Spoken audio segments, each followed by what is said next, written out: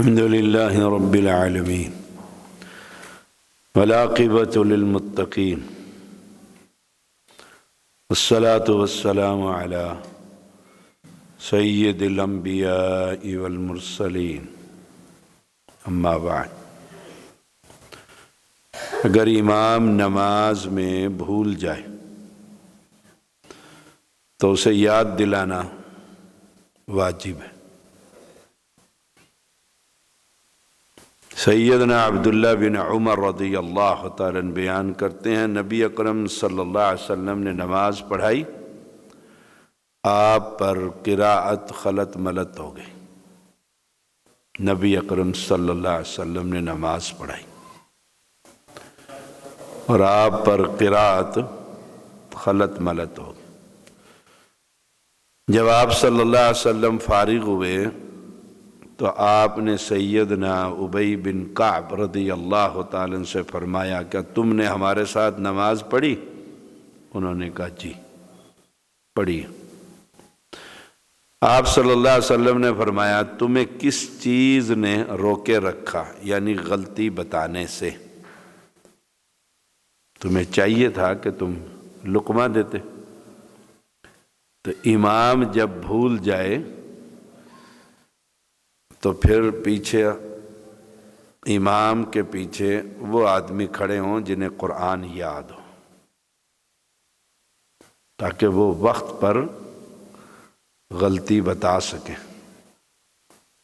لقمہ دے سکیں۔ نبی اکرم صلی اللہ علیہ وسلم سب سے افضل انسان ہے۔ آپ نے اپنے شاگرد کو کہا، تم نے کیوں نہیں لقمہ دیا؟ تمہیں چاہیے تھا۔ کچھ لوگ اعتراض کرتے ہیں، جی یاد ہی نہیں ہے قاری صاحب کو قرآن۔ نبی اکرم صلی اللہ علیہ وسلم کے بارے میں کیا کہو گے جن پر قرآن نازل ہوئے؟ کئی مسجدوں میں ہم نے دیکھا ہے، پیچھے سے یاد نہیں کیتا، آج سارا دن کی کردا رہے۔ سبحان اللہ۔ نبی اکرم صلی اللہ علیہ وسلم کو متشابہ لگ گیا، تو یہ کہنا امام کی توہین ہے۔ یاد نہیں کیا، منڈی پھرنڈے یہاں سے کدھر چلا گیا؟ یہاں سے قرآن نہیں، 100 باتیں کرتے ہیں پیچھے مقتدی تنخواہ دینے والے، وہ بیچارہ مصیبت میں آ رہا ہوتا ہے، ایک بھول جاتا ہے، اوپر سے اسے خوف ہوتا ہے چودھری مجھے ڈانٹیں گے سارے کے سارے۔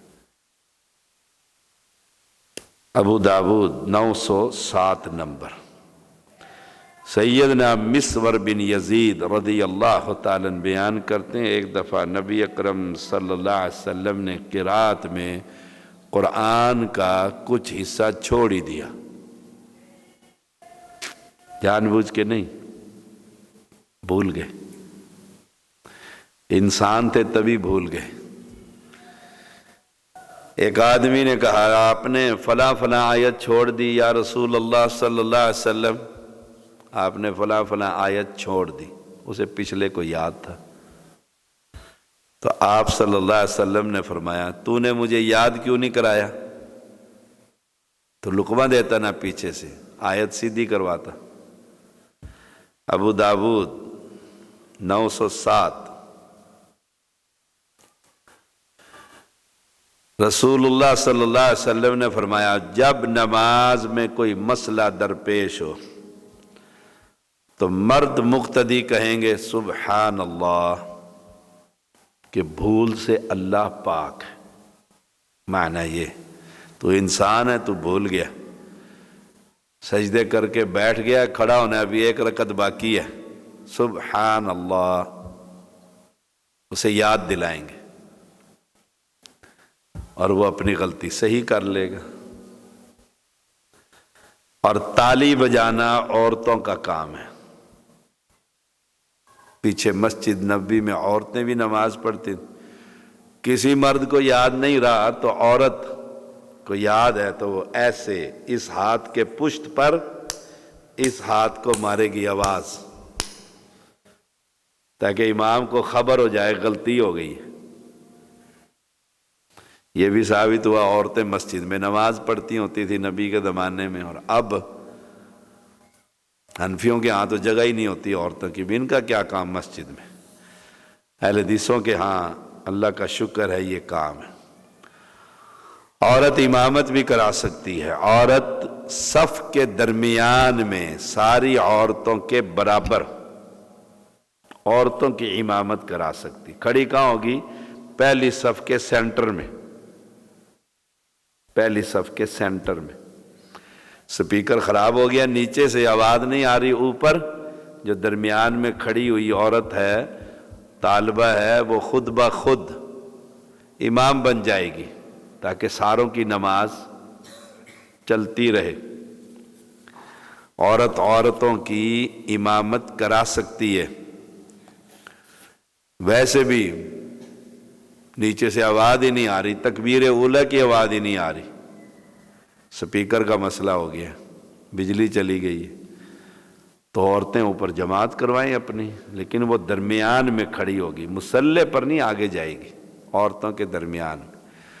سیدہ ام ورقہ رضی اللہ تعالی عنہا فرماتی ہیں رسول اللہ صلی اللہ علیہ وسلم نے انہیں حکم دیا کہ اپنے گھر والوں کی امامت کرائیں۔ عورتیں جمع ہو کر نماز پڑھ سکتی ہیں با جماعت۔ 592 نمبر ابو داود۔ ام المومنین ام سلمہ رضی اللہ تعالی عنہا عورتوں کی امامت کراتی تھی۔ پیغمبر علیہ السلام کی زوجہ محترمہ، ہماری ماں ام سلمہ، تمام مومنوں کی ماں، اور صف کے درمیان کھڑی ہوتی تھی، صف کے درمیان میں کھڑی ہوتی تھی۔ دارقطنی 1429 نمبر، درمیان میں، مصلی پہ کھڑی نہیں ہوگی۔ آپ نے سوشل میڈیا پہ دیکھا ہوگا، عورتیں مرد اکٹھے کھڑے ہیں اور آگے عورت امام بن کر نماز پڑھا رہی، حرام ہے۔ عورت کوئی نبیہ نہیں، عورت امام نہیں ہو سکتی، عورت حاکمہ بھی نہیں ہو سکتی۔ رسول اللہ صلی اللہ علیہ وسلم نے فرمایا جس قوم کی حاکم، جس کے معاملات کسی عورت کے ہاتھ میں ہو، کبھی کامیاب نہیں ہو، کبھی کامیاب نہیں ہوگی۔ نبی کا سچا فرمان ہے۔ بظاہر آپ کو کتنی کامیابی نظر آئی، دھڑن تختہ ہوگا۔ عورت کے ہاتھ میں حکمرانی نہیں ہو سکتی۔ عورت چار دیواری میں رہ کر بچوں کی تربیت کرے گی، مرد کے ہاتھ میں حکمرانیوں کی کما کر لائے گا اور خرچ کرے گا۔ مرد کا آرڈر، مشورہ لے سکتے ہیں، حدیث میں آتا ہے عورت سے۔ نبی صلی اللہ علیہ وسلم نے ام سلمہ رضی اللہ تعالی عنہا سے صلح حدیبیہ کے موقع پر مشورہ لیا تھا۔ آپ نے کہا بھائی معاہدہ ہو گیا، جب تو مسلمان بڑے غم زدہ تھے کہ ہم تو عمرے کے لیے جا رہے تھے اور تعداد بھی ٹھیک ہے، لڑائی والے بھی ہیں، بڑا مکالمہ ہے اس پر حضرت عمر کا رسول اللہ صلی اللہ علیہ وسلم۔ آپ نے فرمایا چلو بس قربانی کرو، احرام کھول دو یہیں پر ہی۔ تو مسلمان غم زدہ تھے، کوئی بھی نہ کھڑا ہو۔ وہ سوچتے تھے اوپر سے ابھی جبریل امین آئے گا اور کہے گا چلو چلو، اس انتظار میں تھے۔ رسول اللہ صلی اللہ علیہ وسلم نے ام سلمہ رضی اللہ تعالی عنہ کے خیمے میں آ کر مشورہ کیا کہ میں نے صحابہ کو کہا ہے کہ چلو بھائی، تو کوئی بھی نہیں اٹھا ہے۔ ام سلمہ نے کہا یا رسول اللہ صلی اللہ علیہ وسلم، چھری پکڑیں، خنجر پکڑیں اور اونٹ اپنا نہر کر دیں، جائیں آپ اپنا قربانی کر دیں، بس کر دیں۔ تو رسول اللہ صلی اللہ علیہ وسلم نے جا کر مارا۔ وہ سارے صحابہ نے دیکھا بھائی اب تو نہیں اوپر سے وحی آ سکتی، آپ صلی اللہ علیہ وسلم نے جانور ذبح کر دیا، تو سب صحابہ نے ذبح کر دیا۔ عورت سے مشورہ لیا جا سکتا ہے۔ ام المومنین عائشہ رضی اللہ تعالی عنہا بیان کرتی ہیں رسول اللہ صلی اللہ علیہ وسلم نے اپنے حجرہ میں رات کی نماز پڑھی، رمضان المبارک میں رات کی نماز۔ حجرہ کی دیوار چھوٹی تھی، لوگوں نے دیکھ لیا، باہر صحابہ جو موجود تھے، اور انہوں نے حجرہ سے باہر آپ کی اقتداء میں نماز ادا کی۔ دیکھو نیکیوں کے حریص۔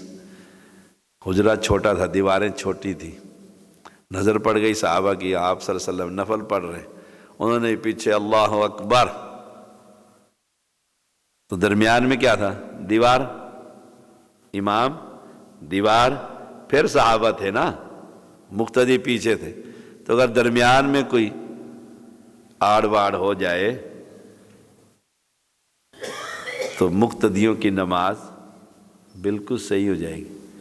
جیسے جلسوں کانفرنسوں میں کئی دفعہ اسپیکر اس طرح کی چیزیں یہاں پڑی ہوتی ہیں تو امام تھوڑا سا آگے ہو جاتا ہے تو وہ سب پیچھے ہوتی ہیں، تو بالکل نماز ہو جائے گی، کوئی حرج نہیں۔ صحیح بخاری 729 صلی اللہ علیہ النبی۔